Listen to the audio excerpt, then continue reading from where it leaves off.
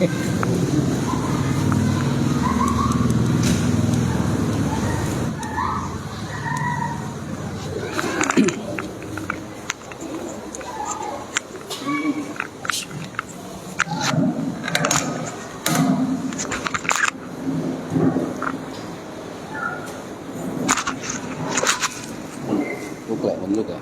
Mboten.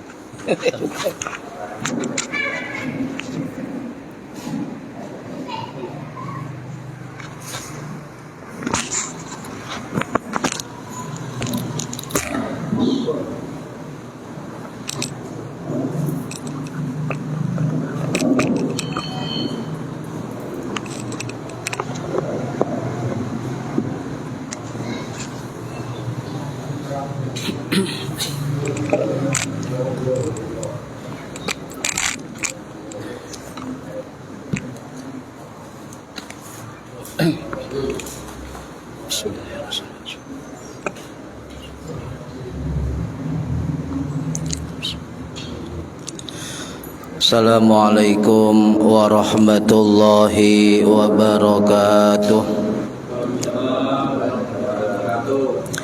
Bismillahirrahmanirrahim. Ila hadratin nabiyil mustafa Muhammad sallallahu alaihi wasallam wa ala alihi wa sahbihi ajma'in. Lahumul Fatihah. A'udzu billahi minasyaitonir rajim. Bismillahirrahmanirrahim. Alhamdulillahi rabbil alamin arrahmanir rahim maliki yaumiddin. Iyyaka na'budu wa iyyaka nasta'in. Ihdinas siratal mustaqim. Siratal ladzina an'amta 'alaihim ghairil maghdubi 'alaihim waladdallin. Rabbi ighfirli wa liwalidayya amin.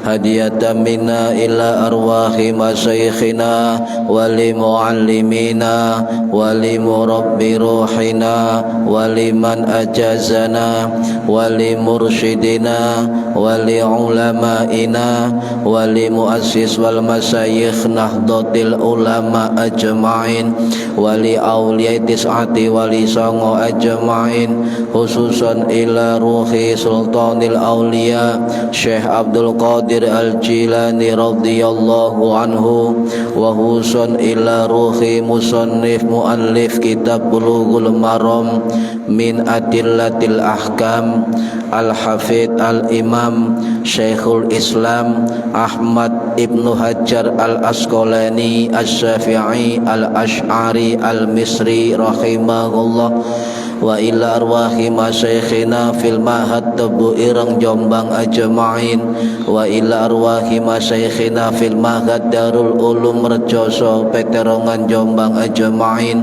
wa jami'i usulihim wa furu'ihim wa aswajihim wa dzurriyyatihim wa ahli silsilatihim wa muridihim wa muhibbihim wa jam'iyyatihim wal akhidina minhum radhiyallahu anhum. Lahumul Fatihah.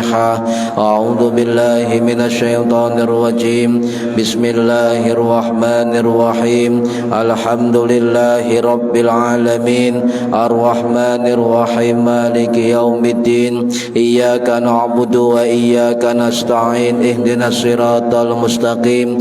Siratal ladzina an'amta 'alaihim ghairil maghdubi 'alaihim waladdallin. Rabbi ighfirli wa liwalidayya amin. Thumma ila abaina wa ummahatina wa jaddatina wa jaddatina wa ila arwahi man fataha hadhil qaryah wa man aqamaha wa li jami'il muslimina wal muslimat wal mu'minina wal mu'minat al ahya'i minhum wal anwat, khususan ila arwahi ahli kubur man hadara fi hadzal majlis ghafarahumullah. Lahumul Fatihah. A'udzu billahi minasyaitonir rajim. Bismillahirrahmanirrahim. Alhamdulillahi rabbil alamin arrahmanir rahim maliki yaumiddin. Iyyaka na'budu wa iyyaka nasta'in. Ihdinas siratal mustaqim. Siratal ladzina an'amta 'alaihim ghairil maghdubi alaihim waladdallin. Rabbi ighfirli wa liwalidayya amin. Bi barakati majelis ilmi, mugi-mugi kita lan keluarga kita sedaya diparingi sehat wal afiat lahir batin, kathah lan barokah rizkine, selamat dunya akhirat, lan boten wonten alangan gangguan menapa-menapa biidnillahi wa ridallah. Lahumul Fatihah. A'udzu billahi minasyaitonir rajim. Bismillahirrahmanirrahim. Alhamdulillahi rabbil alamin. Arrahmanir rahim. Maliki yaumiddin. Iyyaka na'budu wa iyyaka nasta'in. Ihdinas siratal mustaqim. Siratal ladzina an'amta 'alaihim ghairil maghdubi 'alaihim waladdallin. Rabbi ighfirli wa liwalidayya amin. Astaghfirullah Rabbal baraya. Astaghfirullah minal khataya. Rabbi zidni ilman nafi'an wa wafiqni amalan salihan. Tambah suwe awat tambah tua, tambah suwe umur, tambah sudah, tambah dunya lali sing kuwasa, tambah dosa mlebu neraka.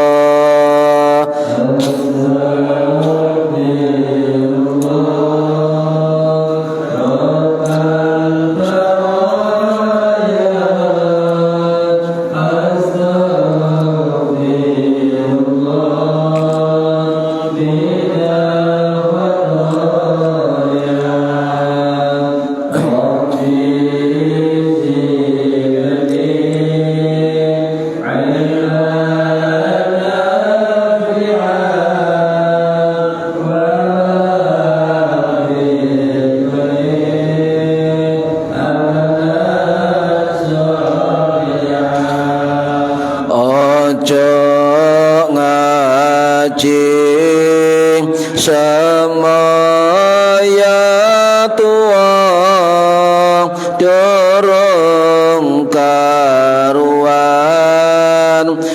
umurmu dawa. Ojo ngaji semaya sege, dorong soge nyawa wis mulai. Astaghfirullah Rabbal baraya. Astaghfirullah minal khataya.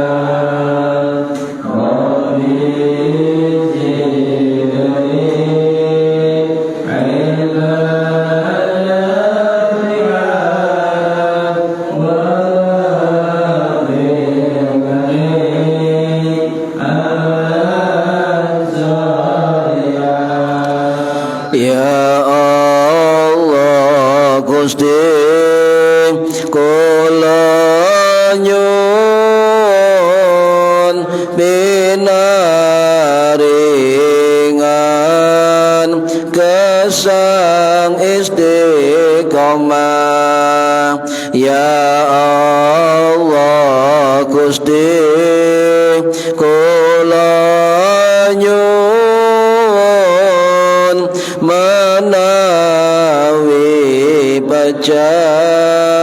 husnul khatimah. Amin. Amin.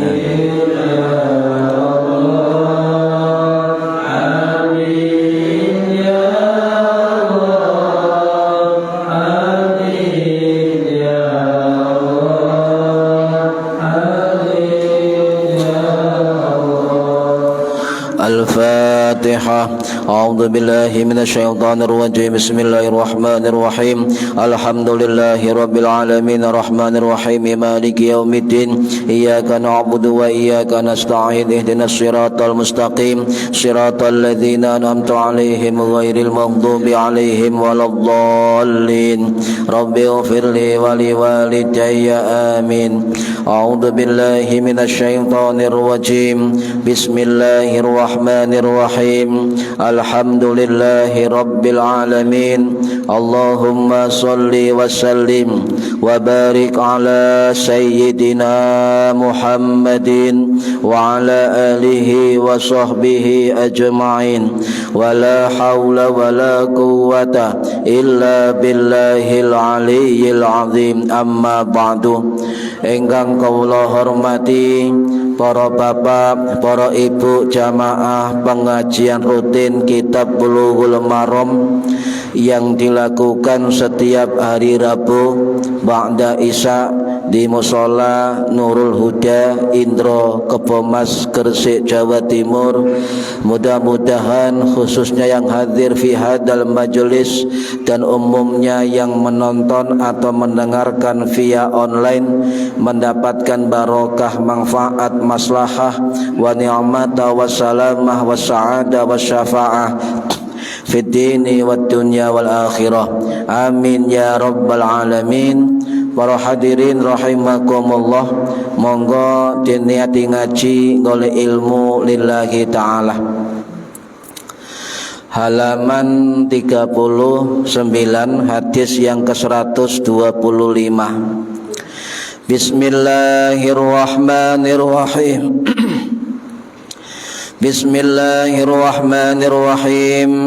Wa an Aisyah lan diriwayatkan saking Ummul Mukminin Ibu Aisyah radhiyallahu muga-muga ngridani sapa Allahu Gusti Allah anha marang Ibu Aisyah.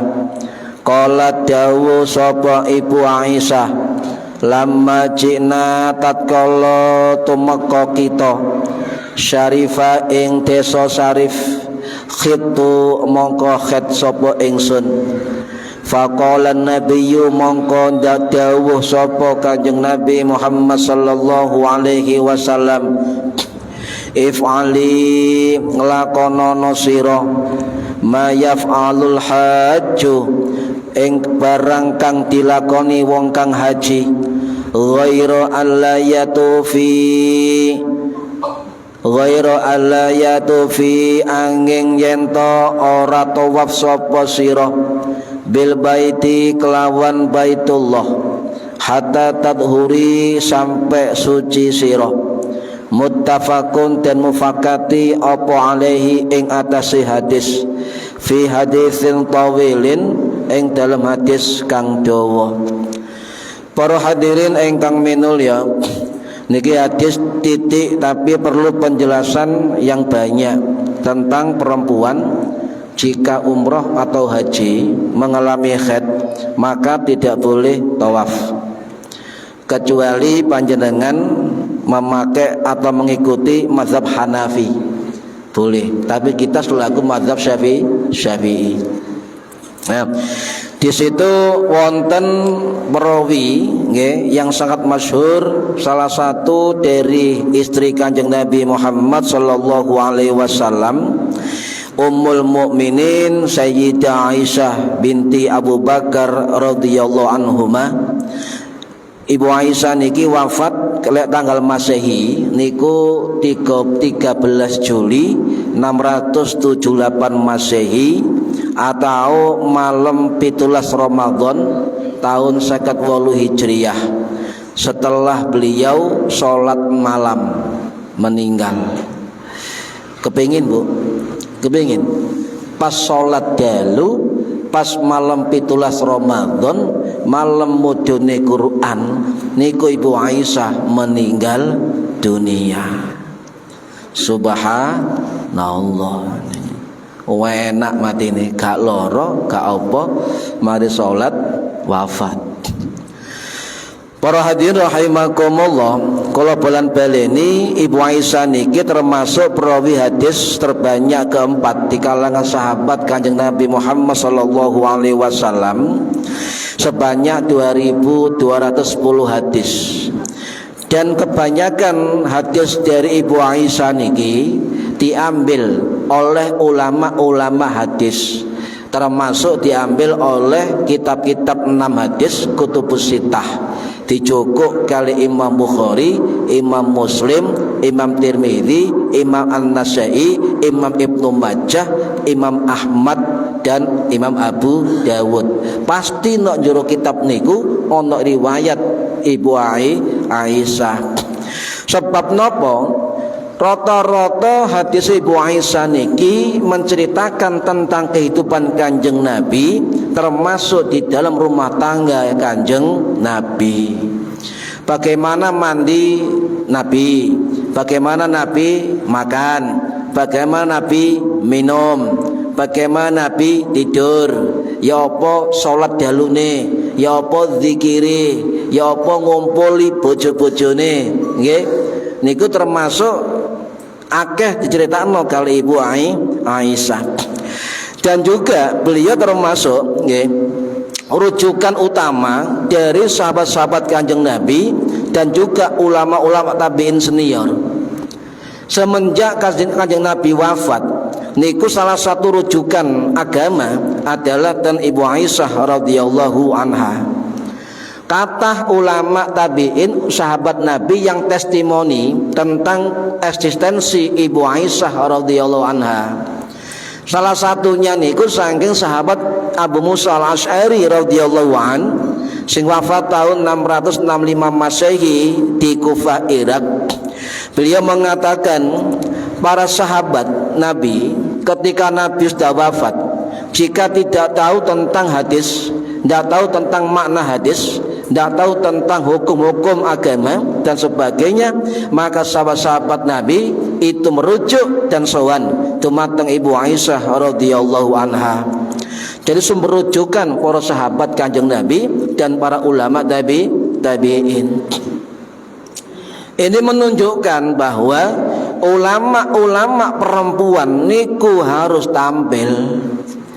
Ndak ulama lanang toh, ulama perempuan harus tampil. Contoh, kebanyakan fikih haid, fikih nifas dan fikih melahirkan wiladah niku rata-rata fikih ini dikarang kali ulama-ulama lanang. Jadi sakjane sing jelas niku fikih tentang perempuan, fikih haid, fikih napa nifas, fikih melahirkan, fikih terkait perempuan niku sing pas adalah sing aran wong wedok. Soale pelaku nggih sing ngrasakno seharusnya. Tapi kebanyakan fikih-fikih niku sing aran ulama-ulama lagi. Lah di zaman sahabat Ibu Aisyah niki pun rujukan ulama. Jadi lek ana wong wedok dadi ulama niku mboten salah, bener. Ya, bener salah. Misalnya ana ulama wedok tampil dan viral, ilmune alim dan sebagainya, kados ibunya Lirboyo niku nggih hafal Quran dan sebagainya, niku mboten napa-napa. Sebab Ibu Aisyah niku juga menjadi rujukan para sahabat yang rata-rata lagi boleh, nggih.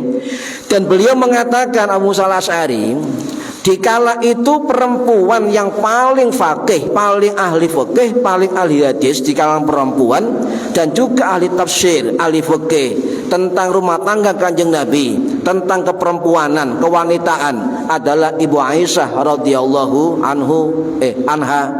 Jadi lek ana ibu-ibu nyai yang ahli tentang perempuan, ahli tentang pemberdayaan perempuan, ahli tentang kesehatan perempuan, ahli tentang posyandu, ahli tentang kesehatan anak dan ibu dan sebagainya, maka itu tidak apa-apa, boleh, ya boleh. Kemudian wonten sahabat lintu Menurut sahabat nggih, murid Ibu Aisyah yang menjadi ulama tabi'in senior Imam Ibnu Syihab Az-Zuhri rahimahullah sing wafat tahun 742 Masehi di Arab Saudi. Beliau dawuh, dan ini juga dikatakan oleh Imam Al-Hakim An-Nasaburi rahimahullah sing wafat tahun 1200 Masehi di Nasabur Iran dalam kitab Al-Mustadrak ala Sahihain. Juga dikutip oleh Imam Ibnu Katsir Asy-Syafi'i rahimahullah. Ya, beliau mengatakan apa? Bahwa apabila ilmune Ibu Aisyah niki nggih, kemudian dikumpulkan ilmu-ilmu orang-orang perempuan sedunia, maka tasih utama ilmune Ibu Aisyah. Niki bukti bahwa beliau adalah perempuan yang luar biasa. Wonten malih Imam Ibnu Atha bin Abi Rabbah rahimahullah, ulama tabi'in senior yang wafat tahun 732 Masehi di Ma'la Mekah. Beliau mengatakan bahwa Imam Al-Hakim juga dawuh sama, mengatakan Ibu Aisyah adalah perempuan yang luar biasa, yang seorang faqih, ahli fikih. Dia kemudian memberikan fatwa-fatwa terhadap permasalahan agama untuk limaslahatil ummah, kepentingan umat. Jadi orang-orang ahli agama, orang-orang yang punya kewenangan di dalam terkait keagamaan, kemanusiaan dan kemasyarakatan, itu seyogyanya adalah berpikir tentang kemaslahatan, terutama tentang kepentingan agama. Ya, tidak boleh kemudian kepentingan agama dengan tanpa ilmu yang dimiliki kemudian berfatwa bahwa sesuatu boleh sembarang oleh, ini salah.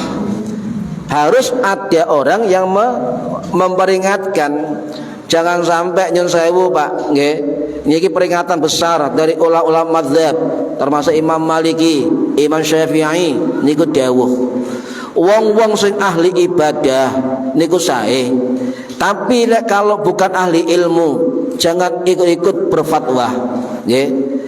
Ahli ibadah niku sae, cuma kalau bukan ahli ilmu jangan ikut-ikut berfatwa. Mangke salah kaprah Pak. Akhirnya dalilnya gak dalil Quran hadis, dalilnya perasaanku bener, perasaanku bener, paling bener, palingo bener. Niku dalil yang gak boleh nggih.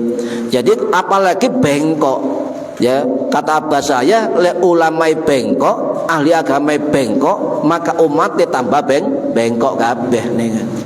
Jadi kita harus sadar diri, posisi tahu diri. Lek gak ngerti ngomong gak ngerti, lek ngerti ngomong ngerti. Kejujuran ilmiah ini ku penting saniki niki nggih, termasuk tes DNA, termasuk ilmiah. Para hadirin rahimakumullah, ya, juga dikatakan oleh para ulama, Ibu Aisyah niki termasuk tokoh perempuan dunia, peletak dasar gerakan emansipasi perempuan dan juga gerakan pemberdayaan perempuan yang pertama di dunia Islam. Niku Ibu Aisyah, nggih. Beliau figur yang religius, figur yang spiritualis. Beliau terjun ke banyak ranah, ke ranah pendidikan, ke ranah politik, ke ranah sosial, ke ranah budaya, termasuk ke ranah perjuangan perempuan di masa sahabat di Madinah. Jadi beliau cermin kesuksesan perempuan, tidak hanya sukses di dunia, juga sukses di akhirat.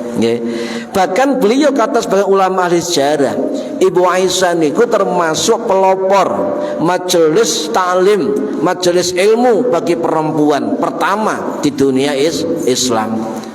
Kok saged nggih, kata ulama-ulama mengatakan bahwa murid Ibu Aisyah niku kata Pak, ada 4 perempuan yang murid Ibu Aisyah niki menjadi ulama-ulama tabi'in yang masyhur di zamannya. Contoh, ana murid Ibu Aisyah sing namine adalah ulama perempuan nggih, Amrah binti Abdurrahman Al-Ansariyah Al-Madaniyah rahimahullah, sing wafat tahun 716 Masehi. Beliau menjadi ulama fikih yang terkenal, ulama hadis yang terkenal, dan muridnya kuwatah, termasuk muridnya namine Atha bin Abi Rabbah, termasuk Ibnu Sirin, termasuk Abu Qatadah bin Daimah dan sebagainya. Wonten santri Ibu Aisyah perempuan namanya Hafsah binti Sirin, ya, Mbak Muhammad Ibnu Sirin, ulama senior tabi'in. Wonten namanya Aisyah binti Talha, padha Aisyah. Aisyah binti Talha niki juga termasuk ulama hadis perempuan yang terkenal waktu itu dan ahli fikih di Madinah. Kathah, Pak. Termasuk Muadzah Al-Alawiyah niku murid Ibu Aisyah dan sebagainya.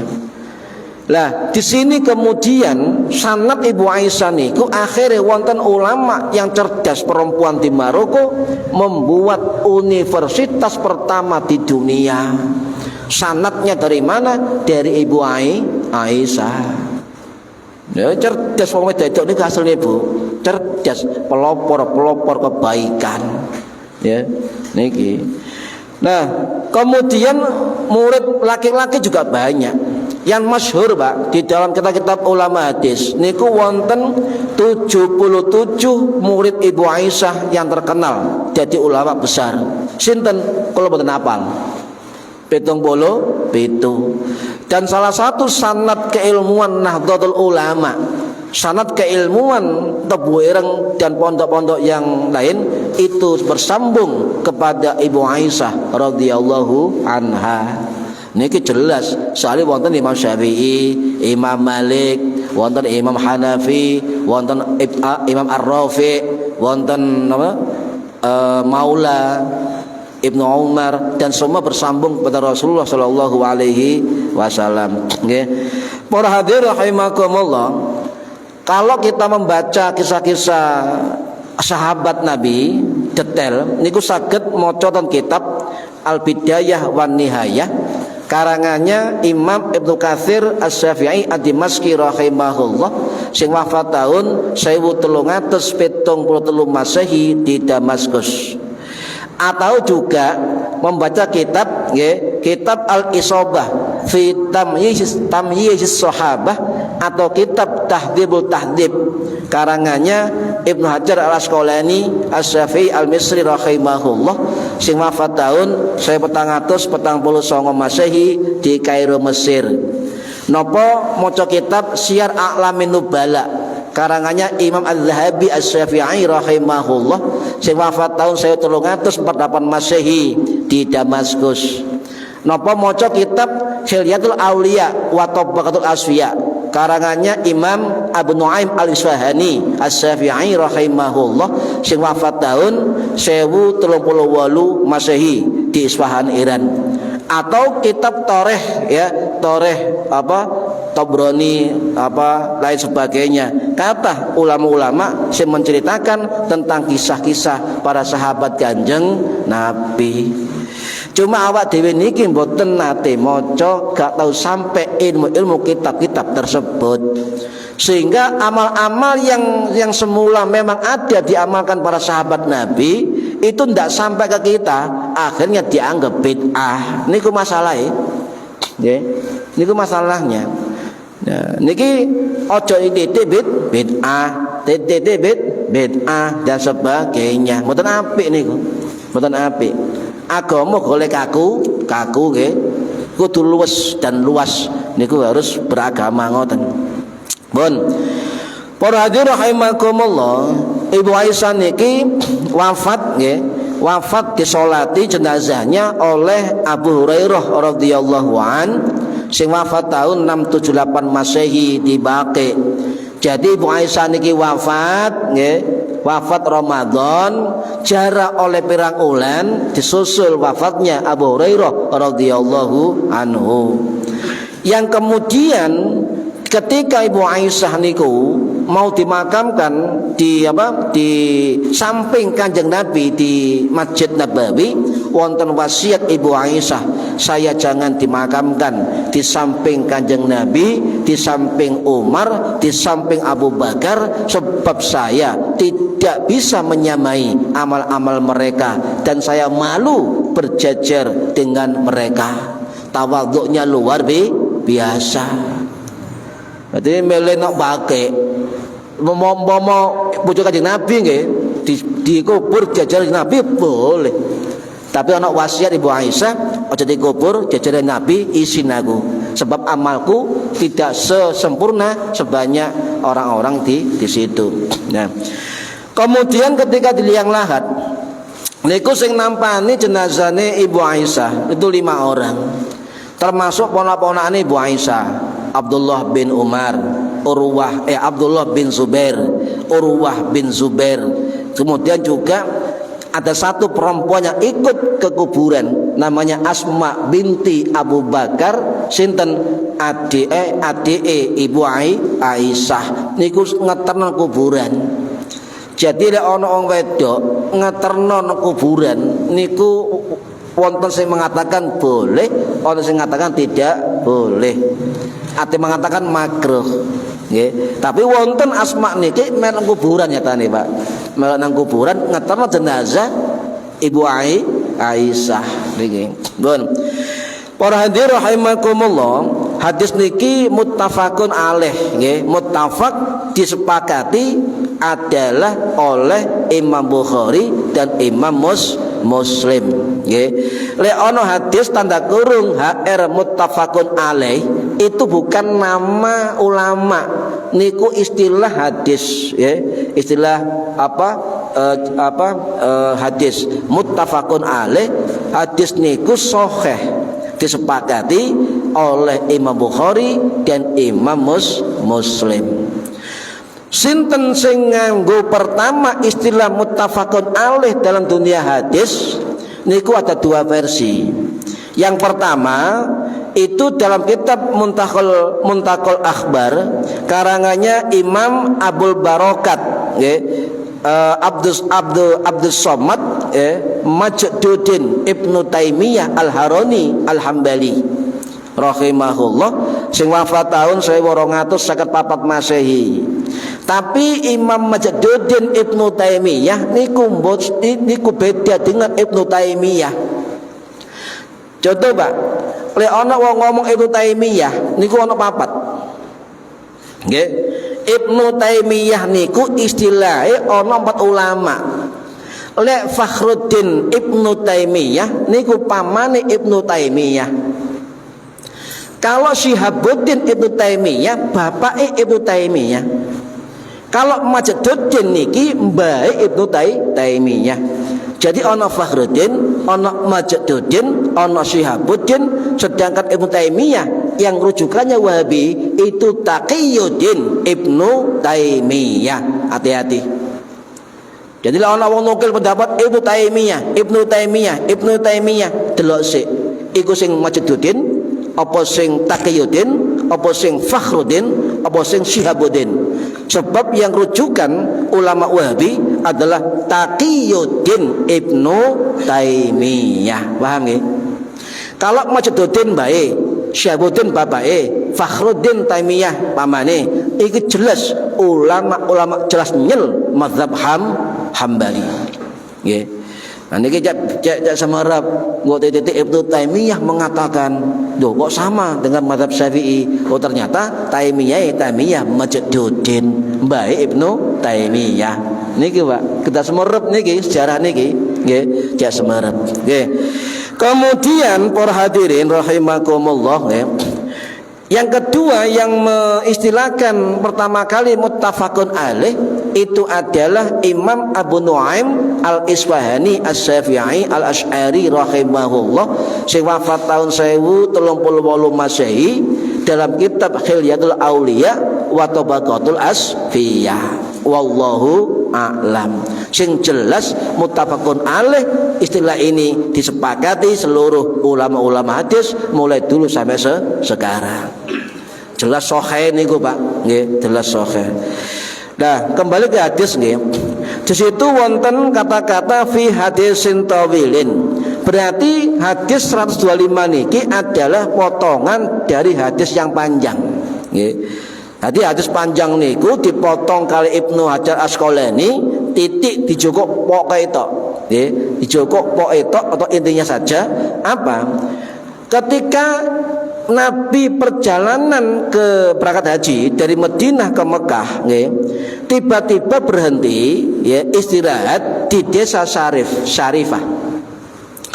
Syarif niki terus guru kula niku letaknya adalah kurang lebih 18 sampai 20 km dari Mekah. Nah, kemudian ketika lama Cina Syarifah, ketika tiba di Syarif, nggih, Ibu Aisyah mengatakan khiftu, napa? Aku khed. Aku khed. Durung tutup Mekah wis khed. Nah, kemudian Nabi niki marani Ibu Aisyah. Niku sing dawa di sini. Mari Ibu Aisyah menangis, Ibu Aisyah nangis. Loh, ya kenapa sampai nangis, kata Kanjeng Nabi. Ibu Aisyah mengatakan, saya khed ya Rasulullah, ya. Saya khed ya Rasulullah. Menangis sebab apa? Wallah, kata Ibu Aisyah, anni lam ahujjal am. Wallah, demi Allah, tahun ini saya tidak bisa haji. Duh apa? Aku khed, kata Ibu Aisyah. Tapi apa jawaban Rasulullah? Ya. Qala, Nabi dawuh, fa inna dzalika syai'un katabahu Allahu ala banati Adam. Maka sesungguhnya hal ini, haid itu adalah sudah ditetapkan oleh Allah kepada anak-anak perempuan Bani Adam. Akhirnya muncul hadis niki, ya, faf'ali ma yaf'alul hajju ghairu alla yatufi bil baiti hatta tadahuri. Niki muncul di cukup buritok ngono wae. Cukup buritok. Apa kata Nabi? Kerjakan olehmu perbuatan rangkaian ibadah orang-orang haji kecuali tawaf di Baitullah sampai kamu suci. Ini Kanjeng Nabi, Sahih Bukhari Muslim. Jadi ibu-ibu perempuan yang haid ketika haji, tawaf atau umrah, niku boleh melakukan rangkaian haji pada umumnya, tapi kecuali tawaf, ya, tidak boleh. Allah yatufi bil baiti, kata Kanjeng Nabi, kecuali kamu tawaf di Baitullah, tidak boleh. Ya, liane boleh, ya, kayak misalnya wukuf di Arafah oleh lehat, ya, lainnya boleh kecuali tawaf di Baitullah. Niki nggih, mereka ceritakan terus pundi ketika perempuan haid gak ada tawaf, ya. Nah, ini dalil, Pak. Ada ulama sebagian besar mengatakan nikilah dalil keharaman perempuan haid melakukan tawaf haji atau umrah, baik umrah wajib atau umrah sunnah, dan tawaf apapun itu dilarang bagi perempuan yang haid. Paham nggih? Ya, saya loh, ono ustaz mutawif mereka menapa-napa, saya pelan-pelan, nggih. Cek paham, nggih. Niki masalah hukum niki, cek pelan-pelan. Mohon nggih. Lah, para hadirin rahimakumullah, ulama niku beda pendapat. Apakah perempuan haid niku tidak boleh tawaf? Apakah boleh? Niki dua pendapat. Cuma jumhur ulama, mazhab Maliki, mazhab Syafi'i, mazhab Hambali, termasuk diperkuat mazhab Al-Laisi, mazhab Az-Zahiri, niku menyatakan tegas haram perempuan haid melakukan tawaf. Pendapat yang pertama, tidak boleh, ya, dilarang. Sedangkan pendapat yang kedua itu boleh. Boleh. Sinten niki? Pendapat dari mazhab Hanafi. Niku mengatakan boleh. Baik hadas kecil, baik hadas besar, niku boleh melakukan. Sebab kata mazhab Hanafi, ya, falaisat bisyartin li zawajit tawafi. Sebab suci itu bukan merupakan syarat dari tawaf, ya, cuma hukumnya wajib. Jadi ten Hanafi niku antara fardu kali wajib benten istilahnya, nggih. Lah lek fardu ditinggal iku gak sah, lek wajib ditinggal sah, tapi kena denda atau dam utawa fidyah niki. Lah misalnya jenengan tawaf pengikut mazhab Hanafi, nggih. Haid misalnya jenengan tetap tawaf, nggih. Nah, itu kena denda sampean. Lek hadas kecil dendoi 1 ekor kambing, lek hadas besar dendoi 1 ekor unta. Tetap sah tapi kena denda. Niki mazhab Hanafi. Lek mazhab Syafi'i, mazhab Maliki dan Hambali tegas menyatakan bahwa suci adalah syarat dari tawaf. Mazhab Hanafi mengatakan suci bukan syarat dari tawaf tetapi wajib. Niki.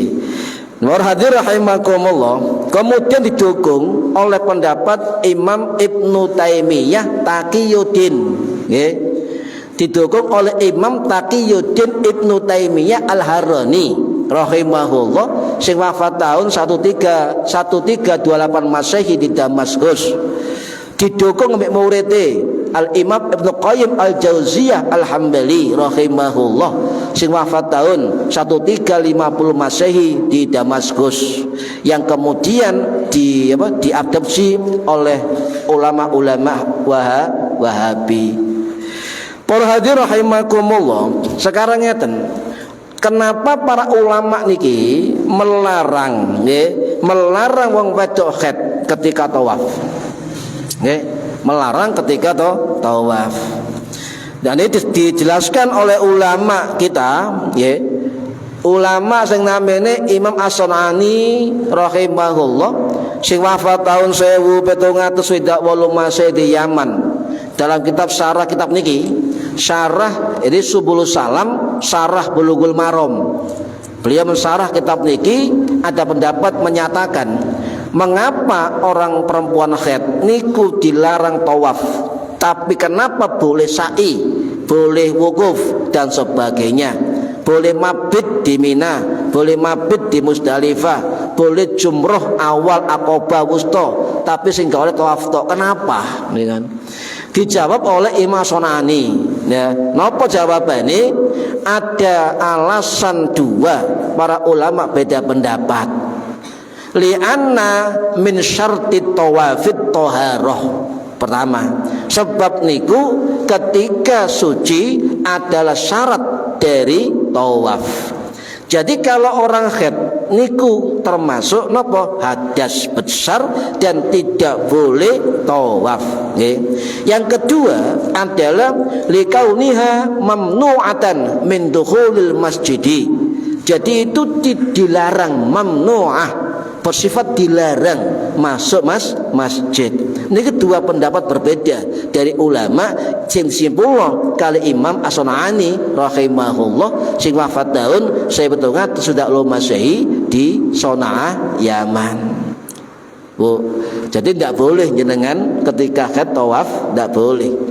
Termasuk tidak boleh napa wong haid poso, tidak oleh nomale salat, tidak oleh jempol Al-Qur'an, ndak oleh napa? Jima, ndak oleh tawaf. Niki larangan-larangan keras bagi orang-orang yang haid. Tawaf niku termasuk napa? Termasuk tawaf haji, termasuk tawaf umroh, termasuk umroh wajib, juga umroh sunnah. Tidak boleh kalau haid. Nggih, tidak boleh. Nah, para hadirin rahimakumullah, sing oleh tawaf tok, yang lain boleh ya. Jadi para ulama mengatakan boleh melakukan apa? Sa'i, tahallul, wukuf di Arafah, mabit di Musdalifah, mabit di Mina, jumroh dan sebagainya. Niku boleh kecuali tawaf. Nabi dawuh napa? Mayaf'alul hajju, apapun dilakukan oleh orang haji, lakukan, faf'ali, lakukan, kecuali napa? La yatufi bil bait, tawaf di Baitullah. Nggih gimana nggih. Nah, nyun sewu ada pertanyaan ngeten. Padahal tawaf niku nok jero Masjid Haram, bener nggih? Sa'i niku tempatnya termasuk jero Masjidil Haram. Loh kok gak oleh, kok beda? Kenapa? Gitu kan. Ini kenapa kok beda? Ngeten para hadirin. ulama madzhab Syafi'i dan jumhur ulama nggih niku mengatakan nggih bahwa ya orang yang haid itu harus menunggu suci ketika boleh tawaf. Lah kalau sa'i bagaimana? Kan termasuk dalam masjid. Maka ulama ikhtilaf, Pak. Ulama beda pendapat. Dalam madzhab Syafi'i sendiri niku ada dua pendapat nggih. Contoh, ulama jumhur itu mengatakan Syafi'i tidak boleh perempuan haid itu apa di dalam masjid. Cuma jumhur ulama kontemporer Syafi'i beda ya, itu boleh. Didukung oleh pendapatnya muridnya Imam Syafi'i yang bernama Imam Al-Muzani rahimahullah sing wafat tahun 877 Masehi di Kairo Mesir. Dalam kitabnya Mukhtasar Al-Muzani niku membolehkan perempuan masuk masjid dan melakukan kegiatan di dalam masjid dengan catatan darah haidnya itu dijamin tidak menetes ke lantai masjid. Nggih. Saiki modern nggih, pembalute rapat-rapat saiki. Ombo-ombo, rapat-rapat slimming. Wah, ya niku malah luwih aman ya. Nah, itu mengatakan boleh. Lah kedua pendapat niki niku sama-sama kuat Pak dalilnya. Sama-sama kuat dalilnya, nggih. Nah, jumhur ulama fikih akhirnya mengatakan ya untuk tawaf tidak boleh ketika haid, untuk sa'i boleh. Tidak ada larangan melakukan rukun-rukun haji, umrah kecuali tawaf, ya. Boleh sa'i. Ya, boleh sa'i. Tetapi ya ini masalahnya. Tetapi dalam rukun haji atau umrah sa'i niku dilakoni sak mantune tawaf, bener nggih? Lah di dalam rukun Imam Syafi'i haji umrah niku buri-buri ditutup tertib. At-tartibu tertib niku rukun haji, rukun umrah. Lah kalau misalnya tawaf niki haid ndak bisa, kemudian lanjut ke sa'i, maka itu menyalahi rukun dari madzhab Syafi'i. Berarti berhenti sampean, suci dulu baru melanjutkan tawafnya, rangkaian disempurnakan, paham nggih? Nah, lho, ya boleh gawe pil apa? Pil penghenti haid. Nah, mangke kula terangaken nggih. Niku pelan-pelan mawon rumiyin. Nah, rukun haji wonten pinten nggih, Bu? Rukun haji wonten pinten? Ihram, niat ihram memakai pakaian ihram. Kemudian apa? Tawaf, nggih. Wukuf, haji, wukuf kemudian apa? Sa'i, tawaf, ihram, wukuf, sa'i, tawaf, sa'i, tahallul, tertib. Ya. Kemudian mabit di musafir, mabit dan sebagainya itu wajib. Ya. Rangkaian termasuk ibadah haji. Lah, kemudian untuk umroh niku bedanya ndak ada wukuf. Hampir sama dengan haji rukun-rukunnya, cuma ndak pakai wukuf, nggih. Ndak pakai wukuf. Lah sampean tawaf, nggih. Tawaf ifadhah, tawaf wada, tawaf kudum, tawaf nomale tatawwu dan sebagainya, niku sampean tidak boleh makan tapi boleh minum. Kenapa gak boleh makan? Sampai gak mungkin iso mangan. Masa tawaf wong akeh mangan, gak mungkin ya. Lek ngombe boleh balap minum, boleh. Okay. Kemudian setelah tawaf niku salat 2 rakaat di makam Ibrahim. Guru kula mengatakan nek salat sunnah niku tawaf niku walaupun tidak persis di belakang makam Ibrahim, oleh isok niku napa sepanjang belakang di belakang arah makam Ibrahim. Ya, lek isok kencengno multazam lawange Ka'bah. Sebab ana riwayat donga, sapa sing donga arah di antara Hajar Aswad dan multazam, maka dongane mandi. Loh, kesuk nyiduk rame golek arah sing arah multazam lawange Ka'bah, ndonga to mriku. Energinya itu ke arah multazam. nggih, makam Ibrahim. Terus ngono ngombe banyu zam-zam boleh. Ya kemudian sa'i nggih. Niki urutane ngoten. Nah, para hadirin rahimakumullah, ngeten nggih. Bagaimana solusinya ketika orang tawaf niku batal gara-gara demok kulite wong wedok bersentuhan dan sebagainya nggih. Nah, termasuk yang saya Pak, termasuk selalu meninggalkan ya seorang yang sebelum meninggalkan kota Mekah napa nama tawafe. Wong sadurunge meninggalkan kota Mekah niku tawaf. Napa tawaf wada nggih. Tawaf wada, tawaf perpisahan nggih. Lek sampean mancik Mekah pertama kali tawaf namanya tawaf napa? Kudum, tawaful liqa, tawaf bertemu dengan Ka'bah, tawaf tahiyah menghormati Ka'bah. Jenengan Bu Pak lek umroh nggih niku nah hotel monggo ojo suwe-suwe langsung nok Mekah nok Baitul nok Ka'bah tawaf sampean selamat datang nggih tawaf selamat datang ojo dituruti suwe-suwe no meneh engko ilang sunai nggih pun. Kemudian apa lek sampean haid nggih. Apakah boleh perempuan haid niku tidak tawaf wada? Boleh. Meskipun hukumnya wajib, ya, hukum wajib, tapi kecuali niki Kanjeng Nabi dan hadis Bukhari Muslim, kecuali wong wedok sing haid itu oleh rukhsah, oleh kemudahan boleh tidak melakukan tawaf wada. Tetapi menurut mazhab Syafi'i wong wedok haid lek tawaf wada disunahkan merapat ke pintu masjid. Melok ndonga ngoten nggih. Aja kemudian cerita wong-wong ngeten, aku lho haid gak tawaf wada nang kamar ae.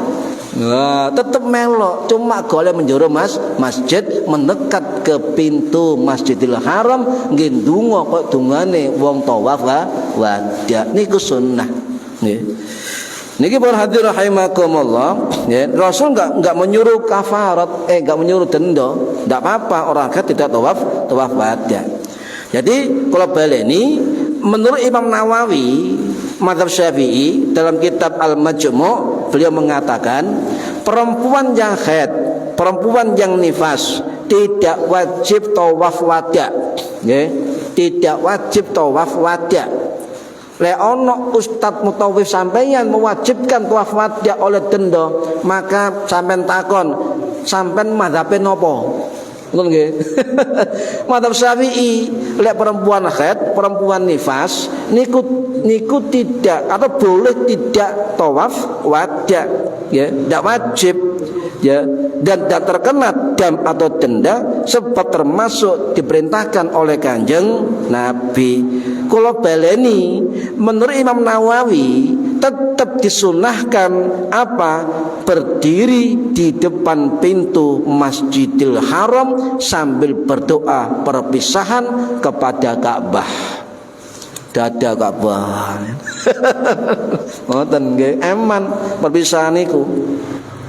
Terus kula sapa sing ngaji umroh niku lek liwat Hajar Aswad.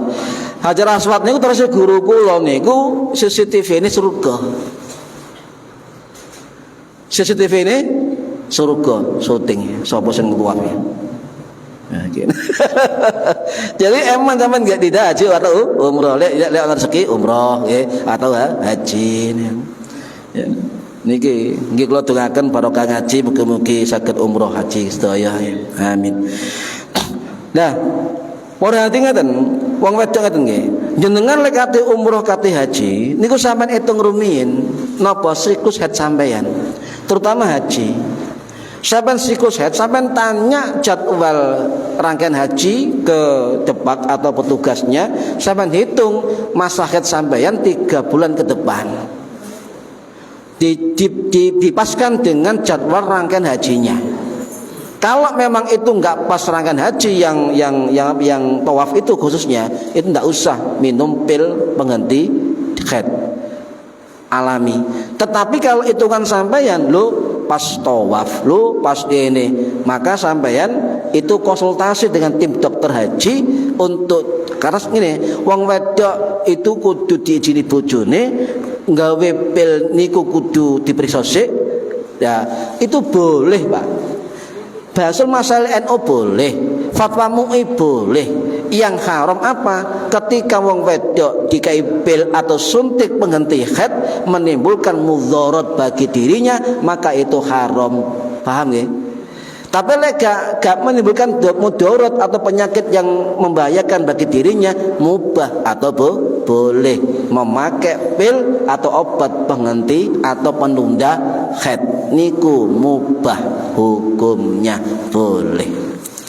Bahwa bahkan MUI niku fatwa 2 kali. Fatwa tahun 79, fatwa tahun 2003 niku boleh. Yang tidak boleh atau makruh, wong wedok lek poso Ramadan kepingin gak prei saulan penuh memakai pil penunda haid, itu makruh. Makruh dan mata Syafi'i makruh. Poso sah tapi makruh.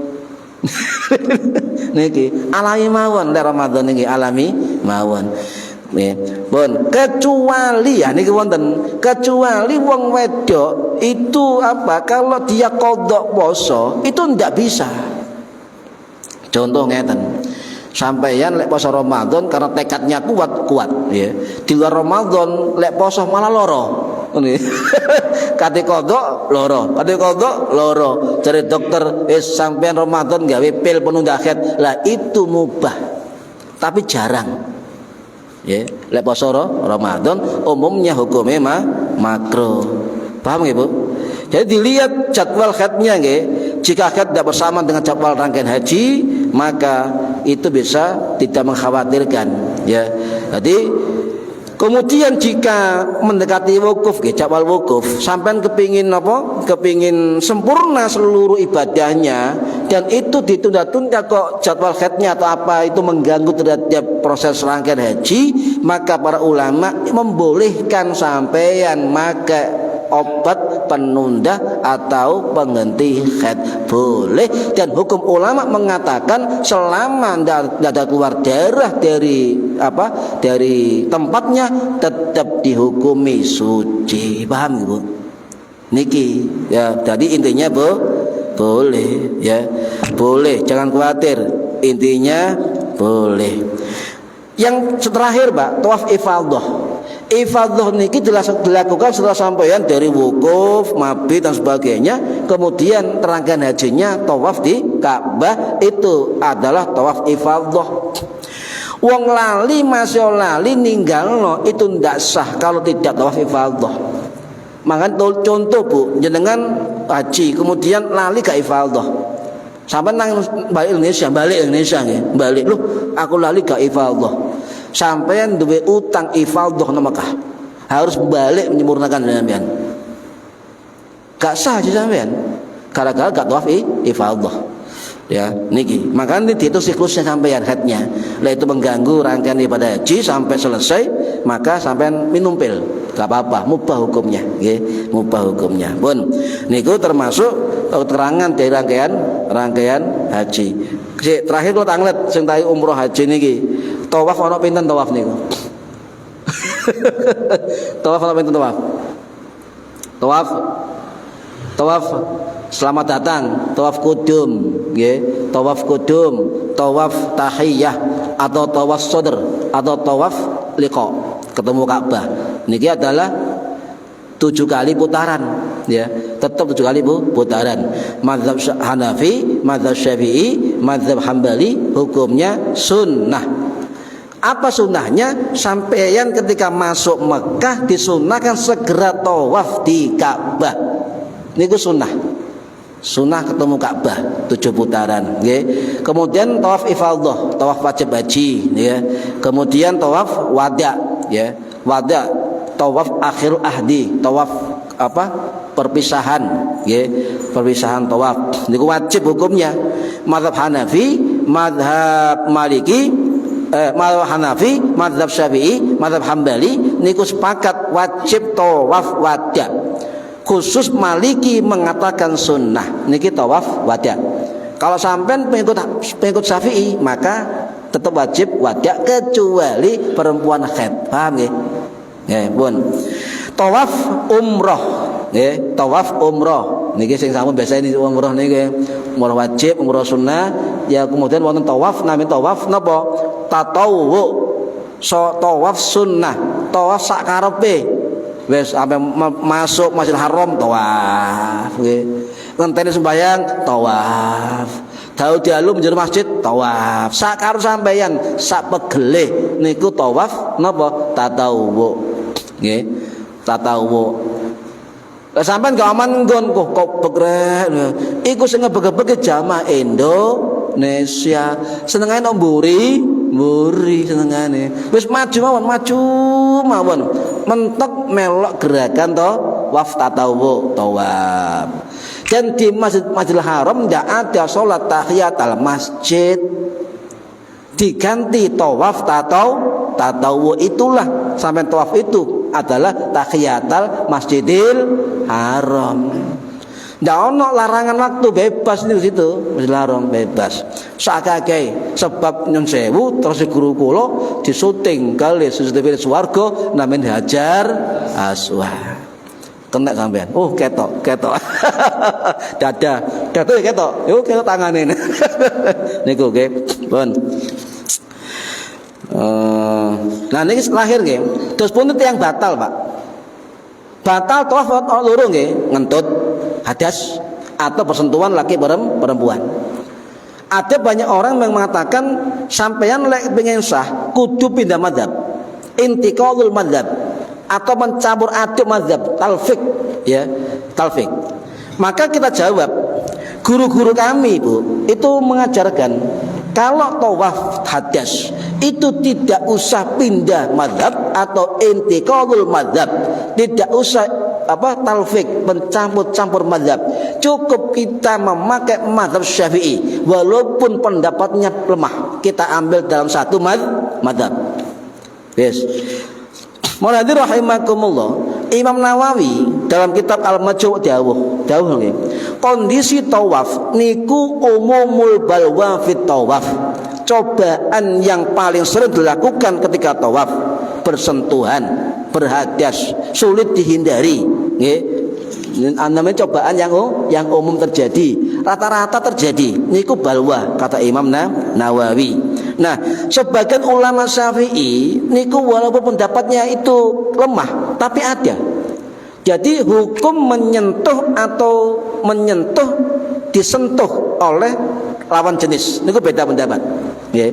Jadi contohnya sebagai ulama mengatakan di antara persentuhan dari lawan jenis ada dua pendapat. Yang pertama adalah al-lamis, wong sing menyentuh. Orang sing nyentuh niku al-lamis, nggih. Al-lamis. Cara normalnya batal, sing sentuh batal, sing menyentuh batal. Nggih. Nah niki al-lamis, ya, sing nyentuh batal. Yang kedua ada al-malmus, orang yang disentuh. Orang yang disentuh atau tidak sengaja menyentuh niku al-malmus. Niki dua pendapat, Pak. Ya. Ono sing aran batal, ono sing aran tidak batal. Ini pendapat ulama Syafi'i. Ono sing aran batal, ono sing aran tidak batal. Sing disentuh, paham nggih? Alamis yang menyentuh itu bisa batal, tetapi yang disentuh atau gak sengaja menyentuh itu dua pendapat dalam mazhab Syafi'i, batal dan tidak batal. Okay. Nah, kalau terjadi umumul balwa, terjadi kesulitan dan kesukaran yang terjadi di tawaf, maka kita boleh mengambil pendapat yang bersifat al-malmus atau tidak batal sebagian ulama Syafi'i. Jelas wonten kitab Imam Nawawi dalam kitab Al-Idah fi manasikil haji wa umrah, dia menukil pendapat Imam Ibnu Shalah Asy-Syafi'i sing wafat tahun 1245. Kalau baleni Imam Ibnu Shalah niki ndamel kitab namine kitab Silahun Nasik fi Sifatil Manasik sing wafat tahun 1245 Masehi, abad 12 Masehi, sudah mengatakan pendapat sentuh menyentuh lawan jenis di dalam tawaf. Paham ya? Nah, kemudian dalam kitab itu beliau mengatakan, ya, persentuhan yang nggak sengaja, ya, nggak sengaja lagi, sampai menyentuh atau disentuh yang tidak sengaja, karena umumul balwa fit tawaf, kesulitan berdesakan, kondisi yang tidak nyaman, berdesakan, menyentuh, disentuh nggak sengaja, maka Imam Nawawi mengatakan itu termasuk al balwa fit tawaf, cobaan yang berlaku dan umum ketika tawaf. Kondisi terjadi darurat dan sulit dihindari, betul? Sulit dihindari. Nah, beliau mengatakan gini, bagi yang disentuh ya, al-malmus dua pendapat, batal dan tidak batal. Yang tidak batal ini kita ambil termasuk pendapat minoritas di dalam mazhab Syafi'i.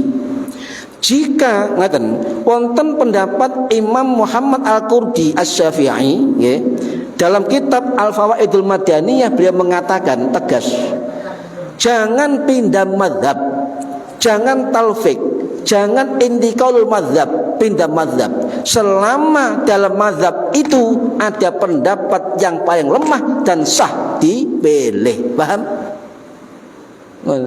Jadi anak wong gak ngerti mazhab ngaten nyusahimu enggak, wis pindah mazhab ae. Maliki enak, Hanafi gak batal, ngono nggih. Tapi sampeyan harus konsekuensi, mulai syarate, mulai rukune, mulai batale dan sebagainya, satu paket, satu qadhiyan. Melok mazhab Maliki atau mazhab Hanafi iku sing repot sampeyan. Sing enak ngambil pendapat paling lemah dalam mazhab Syafi'i niki pendapat Imam Al-Qurdi dalam kitab Al-Fawaidul Madaniyah. Paham nggih?